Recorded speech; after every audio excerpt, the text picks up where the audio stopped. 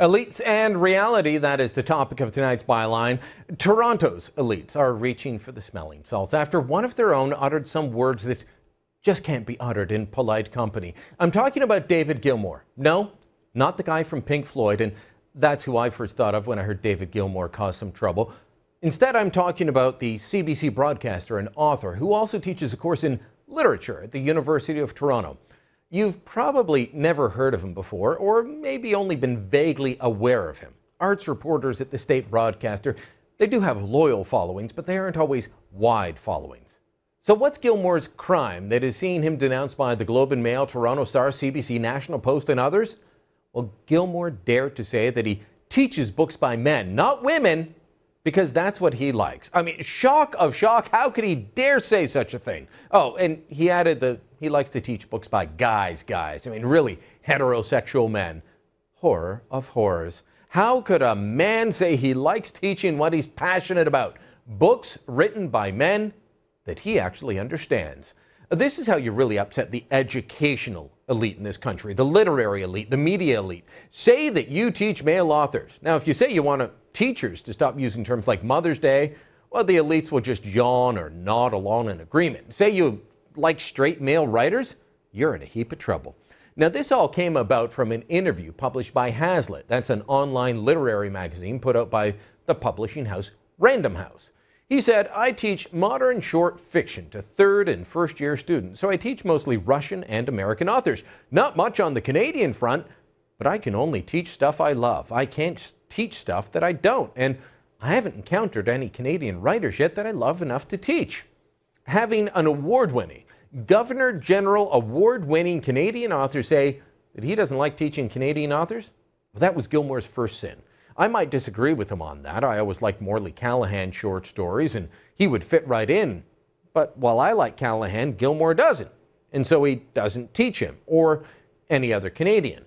Next came the comments that have had him dubbed sexist. He said, I'm not interested in teaching books by women. Virginia Woolf is the only writer that interests me as a woman writer, so I do teach one of her short stories. But even at that, Gilmour says that doesn't work out because, in his view, Virginia Woolf is too sophisticated, even for third-year university students. He says they just don't get it. So he doesn't teach much from women. That is his second sin. Surely, though, someone must be asking Gilmour for more women writers in his class, and in fact, he says they do ask. Quote, usually at the beginning of the semester, a hand shoots up and someone asks why there aren't any women writers in the course. I say, I don't love women writers enough to teach them. If you want women writers, go down the hall. Well, shock and horror once again. How dare this man say that? Because while you can have a whole course devoted to women writers at U of T, and most other Canadian universities, you can't do that with men. And perhaps Gilmour's biggest sin, though, is saying that, well, he teaches what he loves. What I teach is guys, serious heterosexual guys. F. Scott Fitzgerald, Chekhov, Tolstoy, real guys, Henry Miller, Philip Roth. Saying you like to read and teach guys, straight guys, that might be the biggest sin you can commit in today's academic world. Gilmour has been called sexist, racist, homophobic, and more for his statements. Why? Because you can't like white, straight, middle-aged men in this world. As I said, you could have a course devoted to women's lit at universities. And U of T is currently holding classes this semester in Women and Writing in the Renaissance, Contemporary Irish Women's Writing, Indigenous Women's Literature, Austen and Her Contemporaries, Women's Writers 1660 to 1680. There's also courses in queer theory and queer literature on offer. U of T offers a minor in Asian literature. They offer courses in Chinese literature, African literature, Japanese literature. All of these can be studied, as well as Aboriginal literature in Canada. That can all be studied. And all of this goes without anyone saying, hey, wait, why no white guys? Why no straight white guys in that course? Professor George Eliot Clark, he lists his specialty as African American and African Canadian poetry. I want to ask, is he being called out as racist for focusing on what he knows and loves? Professor Alison Keith, she lists her specialties as ancient Greek female authors. Is she considered a sexist for that? And what about Assistant Professor Karina Vernon, who says one of her specialties is Black history and literature of the Canadian prairies? I didn't even know that was a genre. All of this can go on for years without comment at a university in this country. Professors and instructors can hyper-focus on the most obscure ideas, genres, or analysis of those genres. And, well, you can think of any of this. You can do any of this, and the elites in Toronto, they're just not along in agreement. But say you like teaching guys and you'll be thrown under the bus. You don't have to agree with David Gilmour's taste in literature to know that this man's getting a raw deal. And that's the byline. There's a growing uproar tonight over comments by author David Gilmour. In an interview, Gilmour said he's not interested in books by women and won't include them in the course he teaches at the University of Toronto. Tonight, Gilmour says there are women authors he likes, including Alice Munro, but he still won't teach them. Joining me now for a further discussion, and I'm guessing a bit of disagreement on this, is Sun News contributor Lisa Kirby. And Lisa, I have to ask you off the top, what's wrong with saying I'm not interested in teaching women writers? Well, I just want to say that this is like a first ever thing that has just happened. You're defending the elitist snob who lives in the ivory tower, and I'm about to attack him. So, yeah, it's Look, a whole I new don't world. necessarily agree with his taste in literature. In fact, Philip Roth, his description of that, I thought, yuck, this is a man I never want to read now. But, you know, you've got all these other courses, so why not his course? Yeah, the big problem, I mean, aside from the fact that he's obviously a self-involved jerk based on all of his comments and trying to get himself out of this hole he's dug, the class is not called The Literature of Heterosexual White Guys. The class is a general lit class, and he's decided on his own, not following the curriculum, that he's going to discard female writers. And to discard a female writer or a writer in general on the basis of gender is as bad as someone saying that they're going to discard that writer based on their race. And that's the big problem here.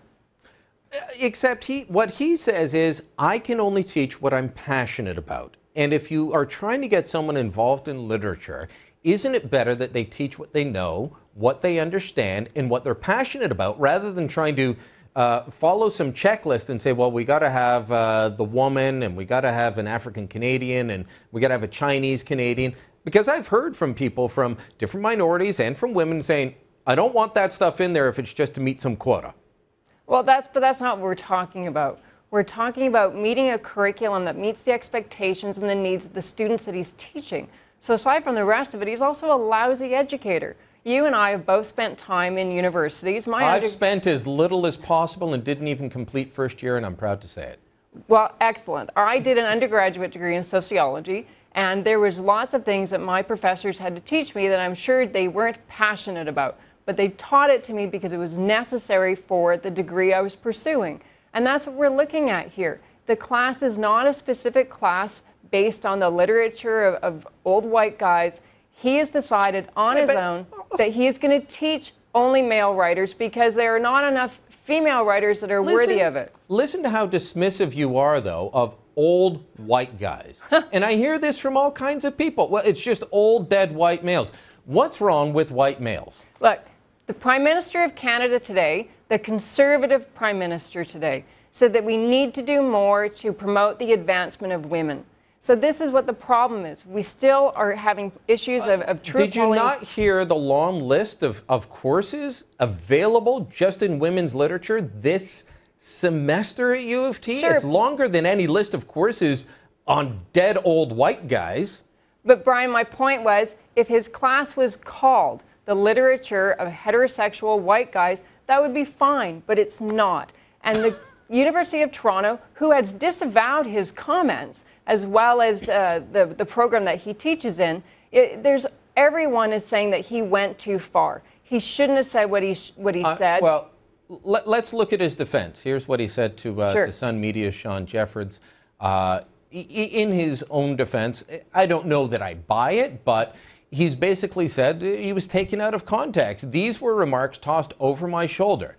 What she's done, this is being the interviewer, what she's done is she's transcribed them in plain, humorless, unnuanced English and put them out there as if I said this with a straight face. Do you buy it? Well, he has done interviews for years and years, and I've read the full interview, and it wasn't taken out of context. He's not new at this. And, you know, what I would say to you is, well, Brian, you are an accomplished journalist, as are many of your colleagues, your female Well, it's colleagues. why I don't buy what he's saying, but I still think that there's room for a course like this, and don't see a problem with a course like this in a university as big and diverse as Toronto. If it were called a course like that, so you don't have women. So your problem or, isn't what he's teaching, it's that it's not called old dead white guys. Well, I don't think I would call it that. But let's also, there was another quote that he said about what has happened here. So he said, it was a careless choice of words. I'm not a politician, I'm a writer. Which, you know, Brian, is interesting because writers, their trade is words. So he knew what he was saying. He's an experienced writer and journalist, and he was aware that he was on record. So I don't buy any of it. I think he is, as we've all now seen, he's incredibly self-involved. The university has disavowed his comments. Should he be fired? Well, I think that he needs to have a serious discussion with someone about what he's teaching on his curriculum, because he owes it to the students to ensure that they are getting a full education as they are paying for. Well, he said if you want women writers, you can go down the hall. There was a list of about 7 or 8 courses. I didn't even include all of them. Isn't that acceptable? You say, look, I want women writers. There's 7 or 8 courses.